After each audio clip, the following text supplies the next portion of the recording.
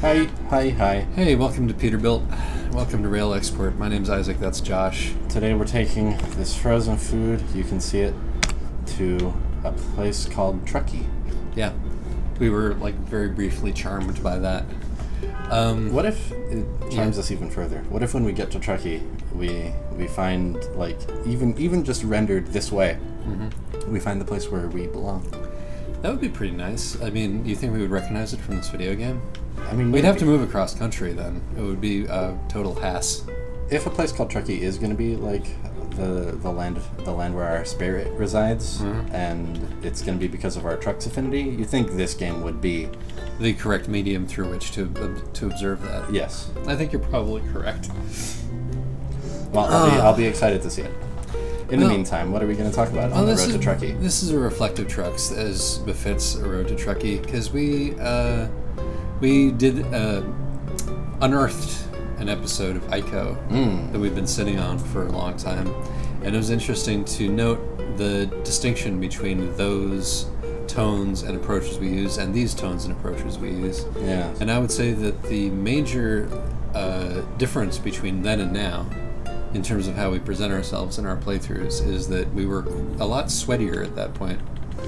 We're fairly sweaty nowadays. Yeah, I mean physically, definitely, because it's summer. But like, I see what you mean. In terms, we were working harder in a way. Yeah, no, we were. We've got a frozen screen, but that's okay. Go on. In terms of, okay, back to trucks. What the hell were you saying? I was saying, yeah, we were trying harder.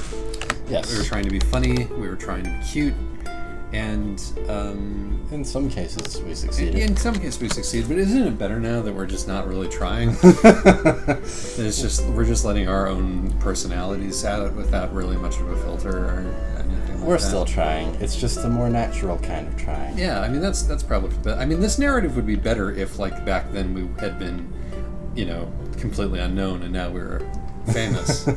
As it is, we don't really have the empirical evidence of success to suggest that this is actual progress. Yeah, it's the question it raises is, like, definitely changes have happened. We've settled into a groove, but is the groove better? Are they changed to the better or not? We have literally no empirical data to draw on to tell us whether this is a better experience. Our channel is slightly more successful than it was in the sense that we get more views and a better ratio of likes to views. That is true. We've gained some viewers who like to click the like button, and at least one who likes to click the dislike button immediately upon opening the trucks, which I find hilarious. Sadly, he only did it twice. I was hoping he'd stick around. Oh man, I miss that guy. But the point is that we've been keeping up this content barrage pretty clearly. We've been posting 2 videos a week for the most part, sometimes more. And I'm just waiting for success to happen, because if the internet has taught me anything, that it is that it automatically will happen to you if you're diligent and just do the work. Do what you love. Do where your passion leads you. That's what they say, and the crowds will inevitably follow. So where are you? I think that the problem. I think there may be more than one problem. Okay. I think problem 1 might be us. Let's have a self-diagnosis, Trucks. Yeah, I think problem 1 might be us. I think problem 2 might be what we're doing. Okay. And I think the problem 3 might be the fact that we don't promote ourselves at all. So problems 1 or 2 are the whole enterprise. Yes. And problem 3 is that we fail to promote the enterprise. Yes, exactly. That we haven't even put this unappealing sandwich in front of a hungry lunchtime crowd. Well, okay. Before we get to the hard part of this, which is examining the objective truth you've just uncovered, which is that we're bad and the channel's bad. Before we get to that, what manner of promotion do you think we could be engaged in that we're not? Facebook. Facebook. We don't use Facebook at all. Oh man. We should put all of our trucks on Facebook as soon as we post them. Yeah, so that all of our friends and family can see them. The missing demographic is those people who thought I was a weirdo in high school. Yeah, exactly. I think they'll probably be on board with this. It might make our commentary more interesting, more diverse. It's true. Yeah. Yeah, I'm looking forward to them leaving the comment, LOL, that's weird. If there isn't a comment under this video that says LOL, that's weird. I'll be very disappointed in you. The most retarded video What was the rest of that? Like ultra lag, also Supper 80s. yes. I mean, nobody's ever gonna win. Can I say I clicked through that? I clicked through to that guy's channel. Yeah. And it's mostly videos of him saying, like, about other minor YouTubers. Fuck you, man. You're a virgin. I'm not a virgin. You know, like this dude's 12.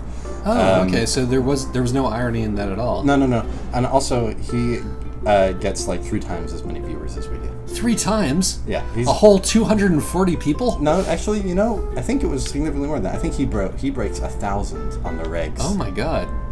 We got to get some tips from this guy. Do you think we could get... You think he posts his videos on Facebook? Probably. I bet he puts his on, like... Do 12-year-olds still use Facebook? On, Instagram. Yeah, Instagram. We haven't. Snapchat. You could put your videos on Instagram next to your pixel art. I need to improve my. You know what it is that we lack a unified web presence. Well, this guy builds views by beefing with people. We could attack people. If you want to beef with our channel, why don't we beef with this guy? Yeah. What was your name again? Fuck you. Yeah, you small child. Supper 80s. Supper 80s, man. You're Supper 80s. You're the one who's Supper 80s, man. In all honesty, I have nothing but respect for this child. You are really, really bad at beefing. That was some poor beef right there. I don't want to beef with him. I want to beef with someone our own size. Okay, well, we're gonna need to break out a magnifying glass. I don't. What about that guy whose video inspired you to think about our channel and its presentation earlier? The Nerdwriter 1. Yeah, I found him like completely insufferable. Can we beef with him? He does represent some YouTube trends that I find it hard to take. Namely, like putting stirring film music under your big thesis statement, so it sounds really important. Yeah, I've always wanted to like. That's Supper 80s, man. I've always wanted to do a thing where like I take that on, like I make the big important point about how such styles are regressive, and I do it in that style. This is one of the videos I will never make. Oh, really? There isn't an orchestral bed under this right now as we're speaking? Oh man, what if there is? Like swelling and burgeoning? Max Richter, November by Max Richter. That is exactly what's happening right now. Yeah, but we have to be talking with. Oh my god. What a dingus! What an utter dingus! What the hell what is a he even doing? computerized dingus! What the fuck? He was taking some kind of unprotected left turn against me. Okay, but for this sound check to be doing us any favors right now, we need to be talking with increasing urgency and within like these very compact sentences. Yes. That put the big idea into very simple terms. Maybe it's not just about views. Maybe it's not about clicks. Maybe the manipulation of the audience is not worth what it brings you because it obfuscates your idea rather than amplifying it. Manipulating the emotions of your I can't do it. If you manipulate the emotions of your audience, you're not telling them anything. You're only telling them what to think and how to feel. You're only telling them what they already feel. That's true. That was pretty good. Thank you. I can't keep it going though. Yeah, no, I think that's probably pretty good. Yeah, so we'll beef with him. Okay, Nerdwriter, we're calling you out. Nerdwriter is... In all honesty, though, I have nothing but respect. God damn it, you're so bad at this! Okay, no beefing. No beefing. Josh is constitutionally incapable of beefing. I'm not very good at beefing. Alright, I like it when people put their shit out there. I like it when they develop their own style, even if I find that style a little bit, outside of what I would like to watch. All right, fair enough. We are. That's you know what our problem is, Josh. We're too mature. We're too good for this world. Yeah, we respect other people's rights to be terrible way too much. We value expression too much for its own sake. Oh, that's true. Like my relationship with fandom. I'm like, yeah. And that's also what's wrong with our channel. We think that there's value in just kind of mumbling into a microphone for exactly, half an hour. Because our standards for other people are so low, our standards for ourselves are equally low. We need to become more judgmental about other people so we become more judgmental about ourselves, Josh. Yes. And through self-excoriation, the phoenix of quality content will emerge. What we like is discipline. Yeah, you know what? That's true. That is absolutely true. Discipline and punish. That's what we need to do. So the first step towards this is to discipline and punish other YouTubers. Yes, exactly. Or well, but we have to find a way to do it without violating our true selves, because even if we are gonna refine ourselves into like the perfect diamond versions of what we could be, sure, like we still have to remain true to our inner being, and our inner being is very, very nice. So that's a very odd use of the pronoun "are" there, but our collective inner being is very nice. Okay, How about that? Fair enough. Fair enough. When I meld with Josh, our fusion is a largely benevolent fusion. So let's try this. Let's try this. Okay. I have a lot of respect for this one YouTube Let's Play guy, whose name is Golden Boy or something. I've never seen a Golden Boy video. You know the guy with the voice. He plays games. Yeah, he does. He's like kind of a robot man. He has sort of this deadpan. Okay. You know, he's got golden ratio, golden triangle. Can you give me like a 10-second simulation of his channel with your voice? I touched down on the planet. I've met some natives later. Oh, Gold Vision. Yeah, Gold Vision. Gold Vision. Gold Vision is pretty admirable. Right, yeah. right. So Gold Vision is pretty admirable. And I like his presentation.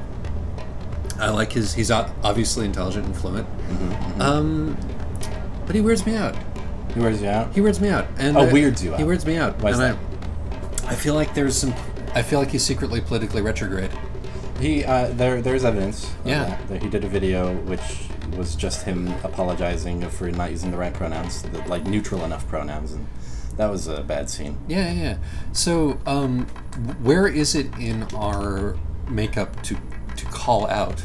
If we can't beef, can we call out? Are we righteous enough to do that? We have to be social justice like crusaders about this. I mean, that is a way to drum up conflict and attention. You're right, it is. Gold Vision, we're calling you out. That one video you made about a year ago. Yes, Joshua is willing to call out him for that one video that he did that was insensitive about pronouns. I think it moved me to leave a sour comment on it, actually. Yeah, there you go, man. But in all honesty, I have nothing but respect for the work you do on your channel. We're never going to be famous. It's never going to be famous. I have a great admiration for the style of personal reportage you've developed. The treatment of games as like an alien landscape that must be taken on the reality that it presents. We don't like look at things we don't like, so we don't know what they are. It's pretty fresh stuff. Keep it up. Oh my God! You know what? I think that what I need to do is to get my zen back about the inherent value of obscurity, which I think we've mentioned on this Trucks before. We've talked about how, like, you know, everybody is famous for 15 people, as Granddaddy Momus says. Yeah. And we could call out achieved Momus, that. Boy. We've achieved fame for 15 people. We absolutely have, and it's something to feel good about. Yeah, and like, wouldn't it ruin us if we became famous for 30 or 40 people? I mean, I wonder how good we'd be at it. Yeah, it's like. If we got negative comments more regularly, do you think, like, I mean, we spent part of this Trucks already, like, just kind of making fun of the one negative comment we've received. We've received in, like, months. Yeah, and it was a lot of fun. Yeah. But, like, I bet we'd be moved to do that way more often if we got way more of those things. But Josh, you just finished saying that we were, like, incredibly benevolent as a rule. Do you think that would? But our current benevolent essence would change if we got more attention and thereby more negative attention. Let me put it this way. All right. I feel good about the way we addressed that negative comment just now. I felt like it had a sense of humor. There was like some Aikido to it, right? We took that energy and we turned it into something positive. Yeah. But I bet like half of our 15-person audience thought that we were being kind of weird and defensive. And, you know, there's probably, in truth, some ingredient of that. And that's probably part of what motivated us to talk about the comment, whether or not that's what you and I are currently feeling in our conscious minds. The thing is that if we got more audience, and then we got, like, all negative and defensive and weird, yeah, and we chased away, like, half of our audience, we'd still have more audience than we do now. Man. But we would have self-selected for an audience that likes it when we're mean. And that would make me very happy. Yeah, you know, it's true, but I think ultimately this is just evidence for what you were saying, which is that there's there's value in the fact that we haven't been forced to go through that arc. Yeah, we're a pure little seedling. We've in the woods. never changed ourselves for any purpose but our own whims. Yeah. This, what you're experiencing right now, Trucks viewers, this is purity. It's all natural. This is from God's brain to your mouth. Oh my God, I didn't realize that we were that important. I mean, in terms of like an unreflective and untrammeled glimpse into the essence of spontaneous generation. Yeah. I mean, you and I are just conduits of the muddy wellspring of fecundity. Like that sentence, for example. But we're all gunged up with video game opinions. Yeah, it's a problem. I mean, we can't exist in a cultural vacuum. What would we talk about then besides ourselves forever? Like this, every Trucks would be this Trucks. It would just be one giant Ouroboros, eating our own tails forever. You know, I liked that Ico Let's Play, and I think it would have been fine if we just kept doing that forever. Playing Ico? No, that particular style of Let's Play, which is distinct even from what we do on Mumble Squad nowadays. The long play Let's Play. Well, I have to say that I was listening to our Let's Play of the game with the incredibly bland and forgettable name that we're playing right now. Inside. Thank you. Yes, a word that means in a particular spatial conjunction with an unspecified thing. It is somewhat borne out by the mechanics of the game and the theme of it, I will say. I've yet to see how. Okay. Besides being inside a bathysphere, which we were for a while, but it involves the manipulation of other people's. You're inside their brain brains. Yeah, maybe. And that's, of course, here's the bad joke at the center of this game, which is otherwise great, is that we ourselves are doing that to the boy. Exactly. Wheels within wheels, snakes eating tails. It's about video games. Triangles. Okay, let's not have the conversation about whether when a video game finds a clever way to tell a story with video games, it automatically becomes about video games. Let's instead continue talking about ourselves. And breaking the law. No, I think you're absolutely right. But I found the particular kind of patter that was absolutely uninterested in performance that we were doing in that one extremely soothing.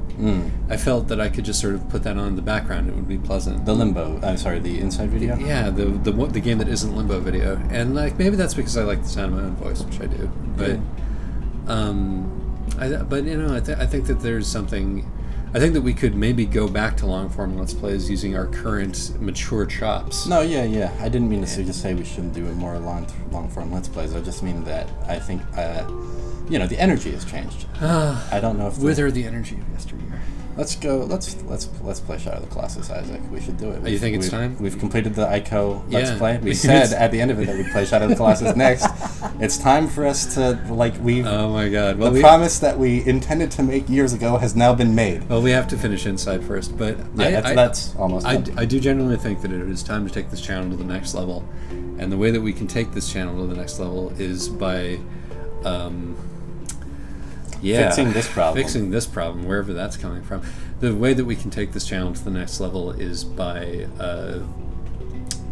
playing a video game that everybody's heard of over a long period of time. Yeah, dude, me, friend. But we'll not only be revisiting the Ico mythos. Yes. We'll also be revisiting ourselves at the time when we played Ico. That's right, and because I'm older than Josh, that. For me seems like barely yesterday, but for Josh it was like 2 whole developmental milestones ago. He's like grown a beard, I don't have a beard right now. I know, but you had in the meantime. I think I had a beard before. Whatever. You're different in those videos too. Yeah, of course I am. I said that I was. I was sweatier for one thing, and pepperier. Yeah. And goofier. Also, I think I was also goofier. Maybe a little bit less tired. Who knows? Yeah. But the point is, 7 years from now, we'll play The Last Guardian on this channel. I hope so. I hope we're still friends in 7 years, Josh. I think that would be nice. I think that would be nice. Did you have a chance to talk to Monica about that thing with her parents? No, not yet. Over the weekend? Yeah. Let me know. It'll make things a lot. We're getting logistically easier. We're going to an even deeper level. This is talking about ourselves. This is, I feel, the natural endpoint of this particular track. Interesting. Is the complete inside baseball. Exactly. The conversation just becomes what we talk about.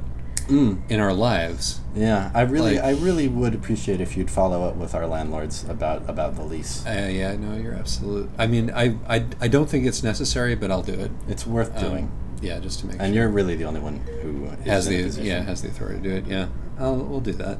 I'll give them a call tomorrow if they haven't gotten back to me in the meantime.